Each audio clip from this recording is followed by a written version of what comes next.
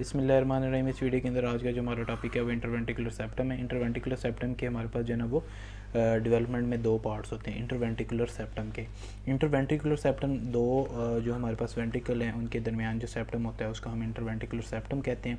ये बेसिकली इसके दो पार्ट्स होते हैं, एक हमारे पास मस्कुलर पार्ट है, दूसरा हमारे पास जो है ना वो मेम्ब्रेनस पार्ट है। मेम्ब्रेनस पार्ट जो है वो इसका छोटा होता है और जो मस्कुलर पार्ट होता है वो लार्जर साइज़ का होता है, इसकी लेंथ में ज़्यादा होता है।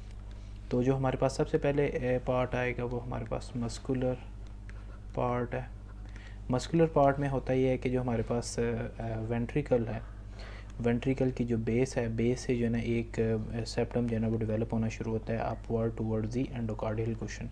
तो एंडोकार्डियल कुशन की तरफ जो है ना एक आउट ग्रोथ जो है वो डेवलप होती है from the floor of primitive ventricle. Out growth होती है फ्राम फ्लोर ऑफ प्रिमिटिव जो वेंट्रिकल है, प्रिमिटिव वेंट्रिकल के फ्लोर से एक आउट ग्रोथ जो है ना वो ग्रो करती है और वो एंडोकार्डियल कुशन की तरफ मूव करती है। और जब एंडोकार्डियल कुशन की तरफ मूव कर रही होती है तो एंडोकार्डियल कुशन तक पहुंचने से पहले पहले ये जो है इसकी ग्रोथ स्टॉप हो जाती है और वो वेंट्रिकल को बेसिकली दो पार्ट्स में डिवाइड कर चुकी होती है, लेकिन वो एंडोकार्डियल कुशन के साथ जो है ना वो फ्यूज़ नहीं होती और इनके दरमियान एक फोरामेन प्रेजेंट रह जाता है, एक ओपनिंग रह जाती है जिसको हम इंटरवेंट्रिकुलर फोरामेन कहते हैं।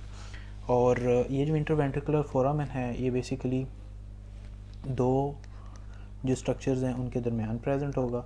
एक हमारे पास मस्कुलर इंटरवेंट्रिकुलर जो सेप्टम है वो नीचे से होगा, ये हमारे पास जो है ना वो मस्कुलर सेप्टम है।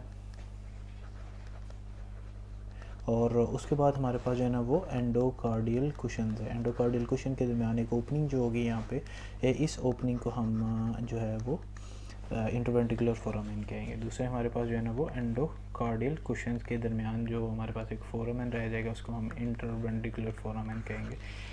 तो उसके बाद क्या होता है, जो सेकंड पार्ट है, जो मेम्ब्रेनस पार्ट है, वो कैसे डेवलप होता है। मेम्ब्रेनस पार्ट में एट्रियो वेंट्रिकुलर जो एंडोकार्डियल जो कुशन्स हैं और इसके साथ साथ राइट और लेफ़्ट साइड पे जो बल्बर रिजेस हैं